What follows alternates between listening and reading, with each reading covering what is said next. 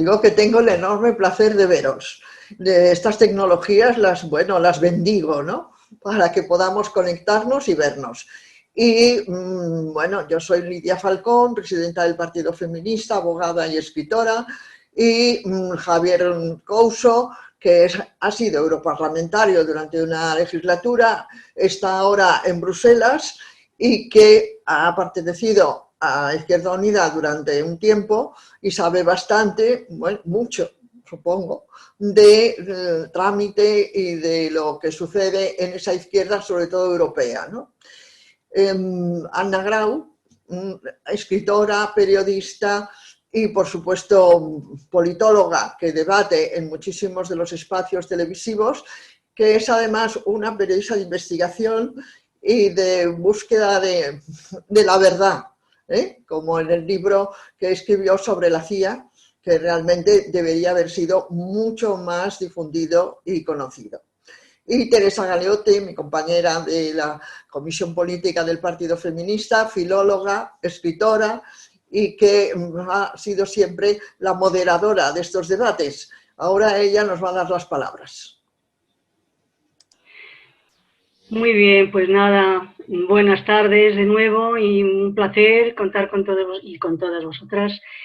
Y entonces, en este gran debate que se nos da, porque es un gran debate, es decir, ¿tiene papel la izquierda en la actualidad? Es decir, ese es el gran debate, ya que la derecha lo niega, dice que no es necesaria. Yo recuerdo que Margaret Thatcher nos dijo que íbamos hacia un capitalismo popular. Incluso, pues, Pablo Iglesias dijo que ya no había derechas ni izquierdas, que había arriba y abajo, castas y no sé cuántas.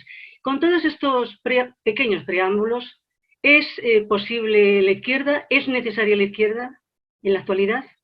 Empezaba Javier Couso. Bueno, lo primero, un placer estar con vosotras en un momento terrible. Y como decía Lidia, pues gracias afortunadamente a estas tecnologías nos pueden servir para seguir debatiendo, seguir comunicados a pesar de estar aislados, ¿no?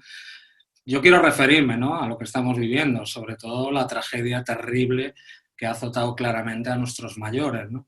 Y yo, que no soy de mucha teoría conspiratoria, pero me vienen a la cabeza aquellas palabras de Lagarde sobre que la gente vivía demasiado, o algún ministro japonés también por el estilo. Y también reflexionaba sobre lo que viví yo y mi entorno, ¿no?, que fue el SIDA, ¿no?, que curiosamente también al principio solo afectaba a gays y a yonkis en aquel momento que teníamos la plaga inducida, yo creo, además de la heroína. Simplemente recordar, pues, a toda la gente que está sufriendo, que se le están muriendo los suyos y no puede despedirlos, sobre todo en la Comunidad de Madrid, en esas residencias, aparcaderos que se le ha vendido a los grandes fondos buitres y que no hay responsabilidad penal todavía sobre ellos, ojalá la haya. Sobre la pregunta de si hace falta la izquierda, por supuesto que hace falta la izquierda, es muy necesaria, pero yo entiendo la izquierda como una izquierda transformadora, una izquierda que, pues, beba de todas las sinergias que crearon nuestros bisabuelos y nuestras bisabuelas, sobre todo una izquierda ligada al movimiento obrero y que pretende una transformación del sistema capitalista, que en la fase, además, en la que estamos viviendo, esa fase globalizadora y neoliberal, donde se ha hecho el poder financiero más importante casi que las políticas que diseñan los ciudadanos, o incluso que manda todavía más que los políticos. Yo creo que hace falta una izquierda, pero hay que diferenciar, porque aquí se habla de izquierda, pues, por ejemplo, la gente por la calle piensa en el Partido Socialista, que yo creo que de socialista tiene muy poco o casi nada, de obrero ya no tiene nada y a veces de español tampoco, porque es muy pro-estadounidense. Siempre estamos bajo la égida estadounidense y en este caso de la Unión Europea bajo la bota alemana, ¿no?, de los poderosos, nunca hablo de los pueblos, ¿no? Este PSOE, que yo lo he sufrido muchísimo, yo empecé a militar en el año 84, 85, me acuerdo de aquella ley antiterrorista, me acuerdo de que fue el que dio paso a la normalización o a la inserción de este país, pues, en toda esa arquitectura de la Europa occidentalizada pro-estadounidense, es decir, la OTAN. Fue el primer presidente, además, que reconoció a Israel. Ni siquiera Adolfo Suárez había reconocido a Israel a pesar de de lo que pasaba y lo que sigue pasando en esa tierra de apartheid, cometió la gran tropelía del señor Felipe González de desindustrializarnos, utilizando una palabra eufemística que era la reconversión industrial. Fue la reconversión de un país a esa inserción en la economía europea, en el cual los países del sur solo se nos dejaba el turismo, el sector servicios, prácticamente el lugar de vacaciones de toda la Europa con dinero, y por otro lado la burbuja inmobiliaria, que como todos sabemos explotó con una profundidad terrible en el año 2010, ¿no? Eso es la heredera de una izquierda que se ha transformado en algo que ya no es socialismo, se le podría llamar social liberalismo quizás. Y la izquierda actual, la izquierda que debería ser transformadora, que es necesaria, porque en este momento que estamos viviendo, pues una crisis que se va a profundizar todavía más que en los años 2010, 2011, que se sufrió tanto. Yo creo que va a arrasar la actualidad post-virus con todo lo que había sobrevivido, esas familias que no tienen para llegar a fin de mes, que no tienen ni siquiera ahorros a pesar de pertenecer, en teoría, a eso que llaman clase media. Yo creo que viene un momento terrible. Yo ahora estoy leyendo el libro de Escurasi, creo que se llama, M, el hijo del siglo, sobre el nacimiento del fascismo, que lo recomiendo a todo el mundo, y unos paralelismos increíbles, increíbles. Una tragedia económica terrible, una pandemia de la gripe española en el año 1918-1919, una izquierda que se lleva a matar y que por tanto no tiene prácticamente efectividad, y el surgimiento de una extrema derecha que logra vencer a base de violencia, pero también de promesas falsas. Y aquí estamos en un momento parecido. La extrema derecha empieza a asomar la patita. Todavía no es la amenaza que puede ser Le Pen, porque Le Pen, que yo la sufrí en el Parlamento Europeo y pude entender su dimensión, es una extrema derecha que ha girado hacia la soberanía nacional, en contra de la OTAN, en contra de la inmersión en Estados Unidos, y que además se reivindica con determinada fraseología y palabrería con la clase obrera o incluso con los inmigrantes hasta de tercera generación. Se lo he oído yo, ¿no? Lo que tenemos nosotros es un franquismo desatado con Vox, pero que es ultraliberal. Si optara por el camino francés lo tendríamos más complicado. Entonces yo creo que sí hace falta una izquierda que no mienta, una izquierda que no ponga una vara de moral súper alta para luego romperla, etcétera, etcétera. Hace falta, en mi opinión. Bien, pues Ana, tienes la palabra, si ya ha terminado ya Javier. Ana. Yo primero quería agradecer que lo que ha dicho Lidia es una de las cosas más bonitas que me han dicho en mi vida profesional y periodística. Es verdad, yo me considero una persona que busca la verdad, lo cual a veces es incómodo, ¿no? Pero bueno, pues sí es verdad que... Y buscando la verdad encontré a Lidia. De hecho, conocí a Lidia buscando la verdad, y Lidia sabe que no estamos siempre de acuerdo en todo, pero Lidia tiene todo mi respeto, porque Lidia a mí nunca me ha mentido. Siempre me ha dicho las cosas como las piensa, y eso en el mundo político me parece una hazaña, vamos. Entonces, a ver, estáis aquí planteando una serie de cuestiones. Bueno, yo creo que sí, yo también creo que esta crisis de la pandemia va a obligar a una redefinición global. Yo creo que la gente se había acomodado en unas definiciones de lo que es izquierda, de lo que es derecha, que a mi modo de ver dejan bastante que desear, y creo que esta crisis va a evidenciar lo que se llamaba antes las contradicciones del sistema, podríamos decir, de todos los sistemas. Bueno, yo creo, una cosa que comprobé al escribir el libro este que citaba Lidia, el de que de algún modo recorre los 40 años de la historia de España y de Estados Unidos a todos los sitios secretos, la capacidad que tenemos todos los colectivos de reinventarnos constantemente nuestra historia, de reinventarnos nuestro pasado. O sea, solamente hay que ir, por ejemplo, si tú te vas al cine a ver la cantidad de películas sobre la Segunda Guerra Mundial, da la impresión de que esa guerra mundial la ganaron los americanos, cuando en realidad no se habría podido ganar sin la intervención de la Unión Soviética, y tampoco está tan claro hasta qué punto se ganó. A ver, yo creo que cuando hoy ves a países del este de Europa, países como Polonia, como Hungría, con una determinada evolución política, creo que también es el resultado, digamos, de que se le permitiera, digamos, a Stalin lo que no se le permitió a Hitler. O sea, digamos, qué hace media Europa? Digamos hasta aquí, digamos, le permite a Stalin llegar o sea, si Hitler se hubiera conformado con las fronteras de Stalin, pues probablemente también el nazismo habría sido tolerado. Yo creo que ahora emergemos de la crisis de la socialdemocracia, que es una crisis demográfica, es una crisis económica y es una crisis de modelo político.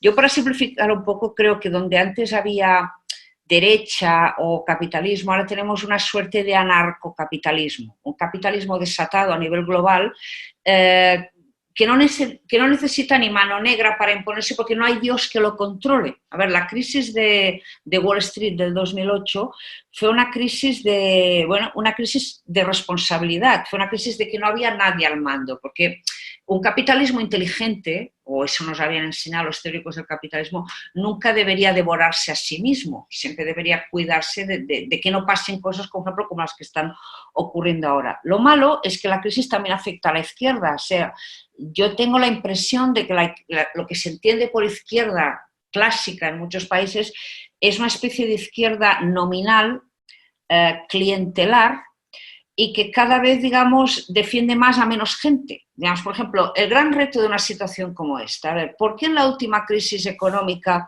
con los datos de paro que había encima de la mesa, la gente nos estaba matando por las esquinas? Porque había muchísima gente en precario, en negro, digamos, porque la economía oficial no era la economía real. Lo malo de la crisis actual es que se está cargando la economía real. Evidentemente, por ejemplo, una persona que trabaja en negro o que es autónoma o que es falsa autónoma, sus ingresos en este momento han desaparecido. Ahorros no tenemos ninguno.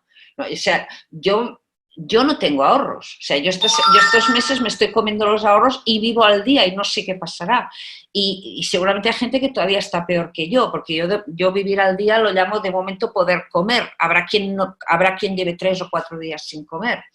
Entonces, bueno, yo creo que para empezar, habría que admitir que todos los modelos que se han aplicado hasta ahora, que más que menos ha implosionado, y habría que poner las bases de una nueva política mucho más representativa de los problemas reales de la gente.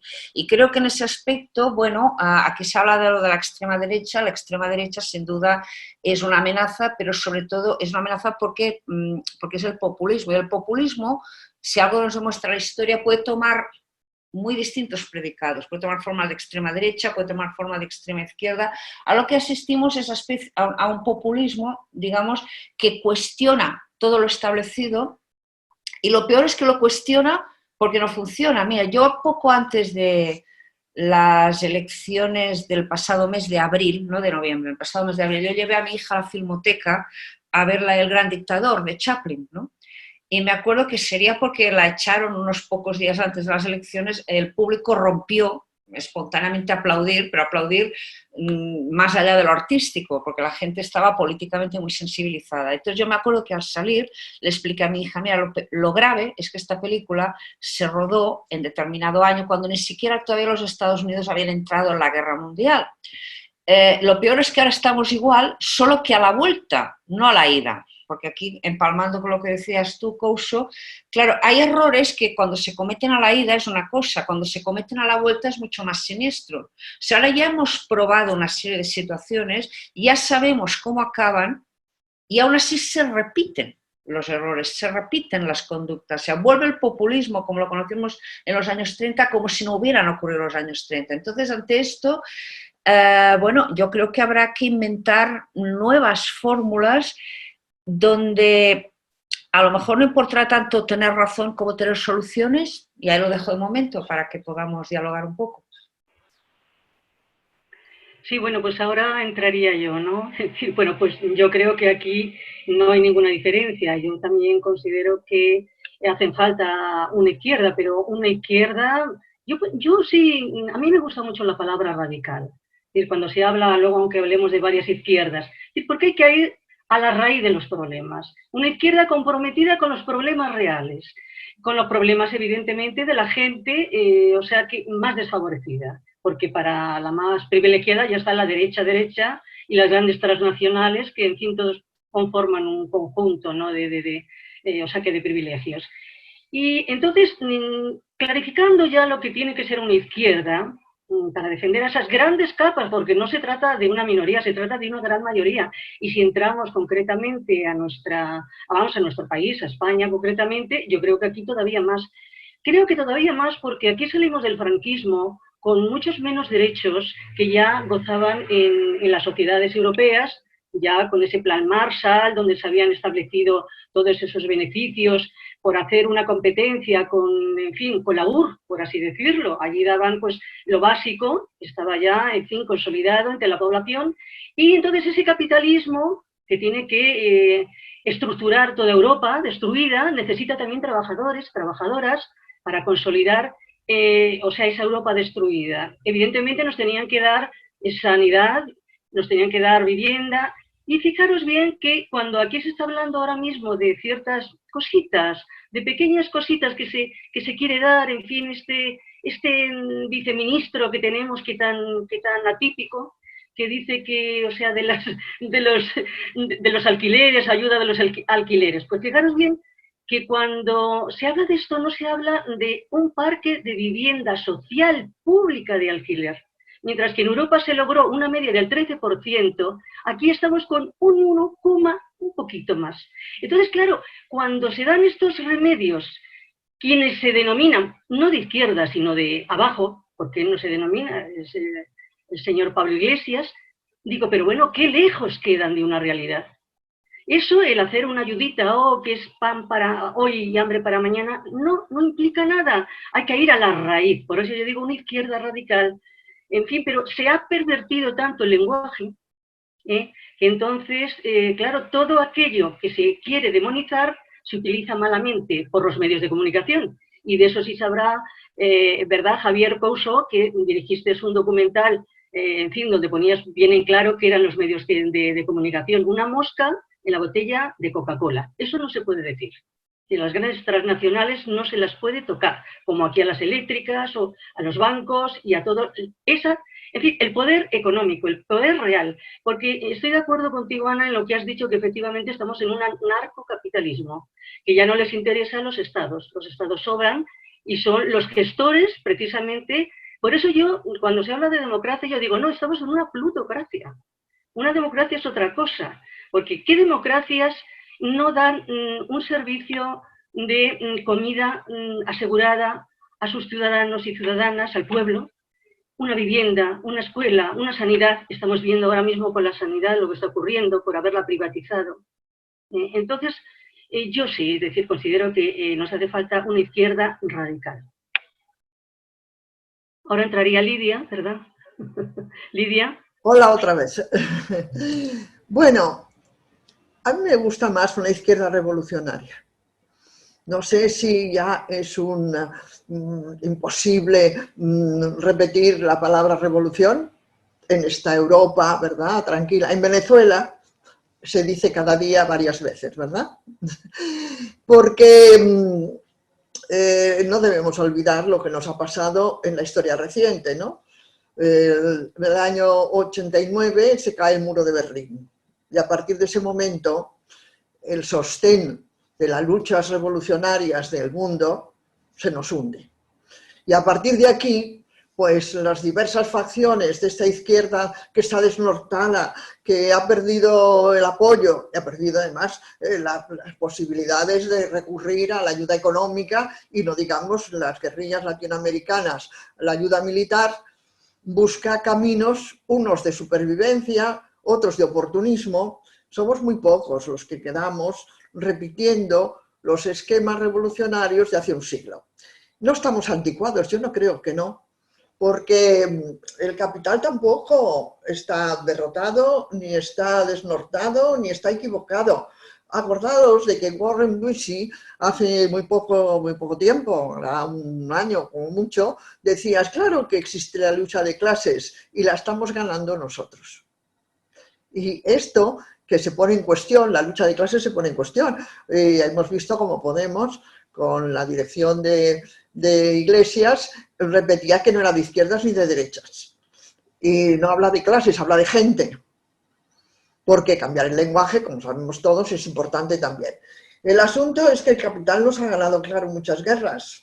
¿Nos vamos a resignar o no? Este es el asunto, yo creo que este es el momento de que cada cual tome partido y tome su línea. Si nos resignamos, el capital se enseñorea del planeta, ya lo está haciendo, pero tiene algunos muros de contención, algunas trincheras que todavía están en lucha, ¿no? A pesar de que las guerrillas colombianas tuvieron que firmar la rendición hace un par de años, pero todavía seguimos, ¿verdad? Todavía algunas incluso sobrevivimos, como yo. Y estamos dispuestos a permitir que sea el capital y las fuerzas que le acompañan y los cómplices que le apoyan y los gobiernos que le defienden, los únicos que dominen el mundo. Esta es la pregunta que yo haría a las fuerzas de izquierda.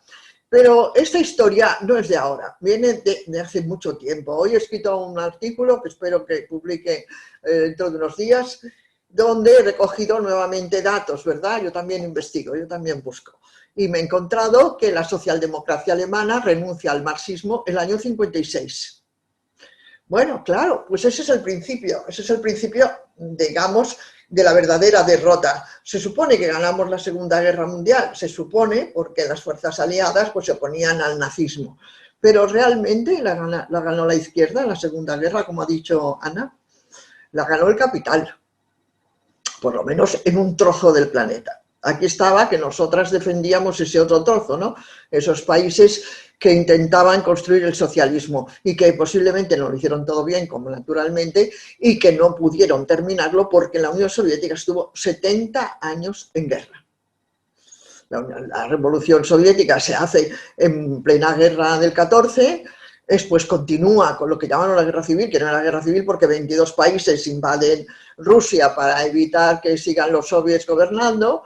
Inmediatamente después se desencadena la Segunda Guerra Mundial y cuando termina todas las fuerzas capitalistas le organizan la Guerra Fría.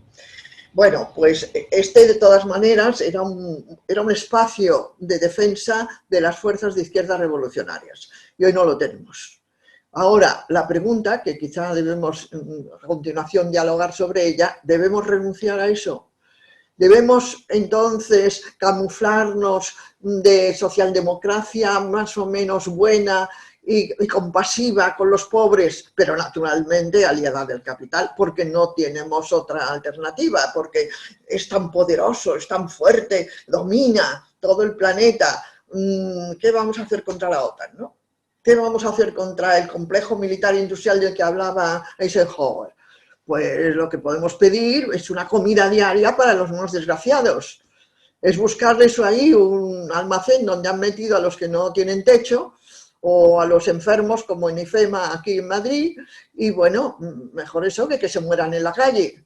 ¿Es eso a todo lo que aspiramos? ¿Lo podamos conseguir o no, por lo menos en nuestra propia vida? Pero ciertamente las utopías de nuestros antepasados han sido algunas realidades del presente. Yo, por lo menos, no quiero renunciar a seguir exigiendo el reparto de la riqueza igualitario, la igualdad de derechos, de oportunidades y de vida de hombres y de mujeres, el avance de la solidaridad y de las libertades democráticas reales. Porque si renuncio a eso, en realidad renunciaría a mi propia vida, ¿no?